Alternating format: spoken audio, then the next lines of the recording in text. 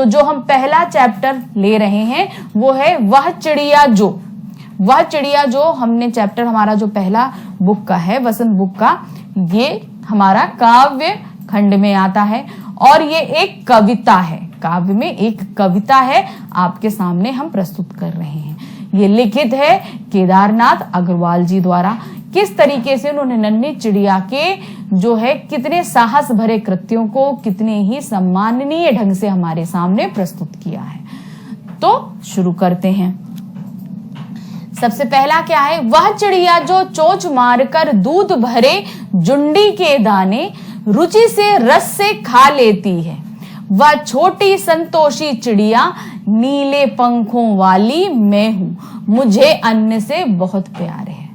तो यहाँ पर केदारनाथ अग्रवाल जी अपने आप को एक नीली पंखों वाली चिड़िया के रूप में व्यक्त कर रहे हैं कि वो ये महसूस कर रहे हैं और खुद अपने आप को जो है नीले पंखों वाली एक छोटी चिड़िया कहते हुए ये कविता लिख रहे हैं। क्या बोलते हैं कि वह चिड़िया जो चोंच मार के, यानी कि मैं वो चिड़िया हूं जो चोंच मारती है, चोंच मार के दूध भरे जुंडी के दाने। तो जुंडी के जो दाने होते हैं, जुंडी अनाज होता है, उसका जो दाना होता है उसके अंदर सफेद सफेद होता है, तो जैसे लगता है कि दूध भरा हुआ है, तो इसीलिए इसको बोला गया है दूध भरे जुंडी के दाने, क्योंकि जब उसको तोड़ा जाए या पीसा जाए तो वो अंदर से सफेद रहता है। तो ये इसने बोला कि मैं वो चिड़िया हूं जो चोंच मार के जुंडी के दानों को खा लेती हूं बहुत ही रुचि से, मतलब मुझे वो जुंडी के दाने खाने में बहुत आनंद आता है।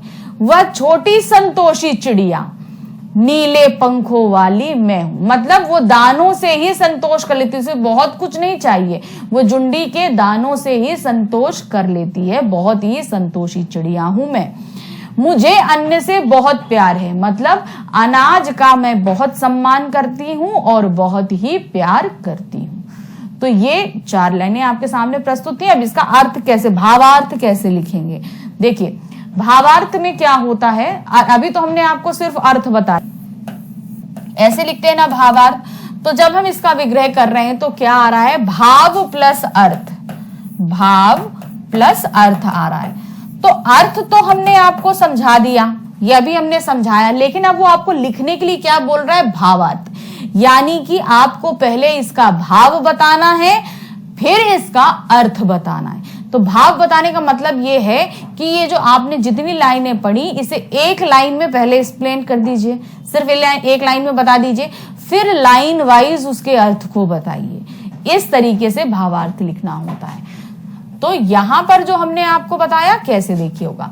सबसे पहले तो हम डालेंगे अर्थ। प्रथम पद में लेखक एक नीले पंखों वाली छोटी सी चिड़िया का उल्लेख अपने आप को महसूस करते हुए कह रहे हैं। सिर्फ आपको यह दे देना है, क्या कह रहे हैं? ये चिड़िया बहुत ही संतोषी है और उसे अन्न से बहुत प्यार है। अनाज, क्योंकि भाई उसका जीवन, अनाज सभी का जीवन होता है, इसलिए कहते हैं ना अनाज का अनादर नहीं करना चाहिए। तो अनाज का वो बहुत ही सम्मान करती है, प्यार करती है। वह दूध से भरे ज्वार के दानों को बहुत ही रुचि और रस लेकर खाती है, यानी कि ज्वार के दाने वो अंदर से सफेद होते हैं, इसलिए उनको दूध भरा कहा गया है।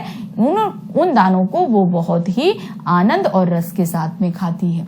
अर्थात कवि इस पद के माध्यम से स्वयं के संतोषी होने तथा अन्न के महत्व के बारे में बता रहे हैं कि ये स्वयं को वो चिड़िया बताते हुए बता रहे हैं कि मैं बहुत ही संतोषी हूं और अनाज का भी सम्मान करता हूं। अब नेक्स्ट आगे की लाइनें क्या बोल रही हैं? वह चिड़िया जो कंठ खोलकर बूढ़े बन बाबा की खातिर रस उड़ेल कर गा लेती है, वह छोटी मुंह बोली चिड़िया नीले पंखों वाली मैं हूं, मुझे विजन से बहुत प्यार है। तो अब यहाँ पे क्या भाई, चिड़िया कोई भी पशु पक्षी कुछ भी होगा उसे हरियाली से बहुत प्यार होगा। भाई हरियाली जीवन होता है सभी का, तो उसी पे आधारित ये चीज बताई गई। क्या है? वह चिड़िया जो कंठ खोलकर बूढ़े बन बाबा की खातिर रस उड़ेल कर गा लेती है। मैं वो चिड़िया हूं जो कंठ गोल के एकदम पूरी तरीके से कंठ खोल के अच्छे से गाती हूं, बूढ़े बन बाबा की खातिर। किसके लिए बूढ़े बन बाबा? कौन? अर्थात जंगल के खातिर। भाई बूढ़ा इसलिए क्यों बोला गया है? क्योंकि वो बहुत समय से यहाँ पर है और वन बाबा मतलब जंगल है वो, तो बूढ़े वन बाबा, बाबा किनको बोलते हैं, बूढ़े को बोलते हैं। तो वो जंगल बहुत समय से यहाँ पे, चिड़िया तो अभी अभी आई है, पैदा हुई है, तो वो बोल रही है कि जो बहुत समय से, पुराने समय से ये जो जंगल है उसके लिए, उसकी खातिर के लिए चिड़िया जो है अपना खूब कंठ खोलती है और मधुर गीत गाती है। वह छोटी मुंह बोली चिड़िया, यानी कि जो छोटी सी चिड़िया है लेकिन मुंह खोल के खूब अच्छे से गाती है। नीले पंखों वाली चिड़िया मैं हूं, मैं अर्थात केदारनाथ अग्रवाल जी अपने लिए बोल रहे हैं, वो चिड़िया मैं हूं। मुझे विजन से बहुत प्यार है, विजन मतलब आपका जो दृश्य रहता है, मुझे उन दृश्यों से, हरियाली भरे दृश्यों से बहुत ही अधिक प्यार है। तो यहां कैसे लिखेंगे, द्वितीय पद में लेखक बता रहे हैं कि इस नन्ही चिड़िया को उस वन से बहुत प्यार है जिसमें वह रहती है, मतलब वो जंगल जिसमें वो रहती है उसे बहुत ज्यादा प्यार है। जाहिर सी बात है, क्योंकि वो उसका जीवन है, इसलिए उसको उससे बहुत प्यार है। तथा अपने बूढ़े वन बाबा और उसके वृक्षों के लिए वह अपने मीठे कंठ से मधुर और सुरीला गीत गाती है। अपने बूढ़े बाबा यानी कि अपने जंगल के लिए वो खूब दिल खोलकर गाना गाती है। उसे एकांत में रहना पसंद है तथा वह प्रकृति के साथ इस गीत का अकेले में आनंद लेना चाहती है, और वो इस प्रकृति को अकेले में आराम से नहीं चाहती कि कोई खलल दे, उसमें रहकर अपने साथ एकांत से जीवन बिताना चाहती है। अब लास्ट लाइनें क्या कह रही हैं, वह चिड़िया जो चोंच मारकर चढ़ी नदी का दिल टटोलकर जल का मोती ले जाती है, वह छोटी गर्बीली चिड़िया नीले पंखों वाली मैं हूं, मुझे नदी से बहुत प्यार है। तो अब क्या है, चिड़िया, अभी चिड़िया ने तो खाना खाया, फिर गाना गाया, अब चिड़िया क्या है, पानी पिएगी। पानी पिएगी, अब पानी कहाँ से पीती है, नदी से पीती है। तो वही चीज बता रही है, वह चिड़िया जो चोंच मार कर, अभी चोंच मार के खाना खाया, अब क्या है, वो चोंच मार कर पानी पिएगी। चढ़ी नदी का दिल टटोलकर, अब नदी कैसी है, वो बहती रहती है, उसमें खूब उफान उठते रहते हैं, तो उसमें से वो पानी बड़ी अच्छे से पीती, चोंच मारकर, यानी कि पानी रूपी मोती को वो अपने मुंह में रख लेती है, पी लेती है। जो वह छोटी गर्बीली चिड़िया, नीले पंखे वाली चिड़िया, अर्थात केदारनाथ अग्रवाल जी कह रहे हैं, वो छोटी चिड़िया मैं हूं, मुझे नदी से बहुत प्यार है, क्योंकि नदी ही उसका जीवन है, पानी के बगैर जीवन संभव नहीं।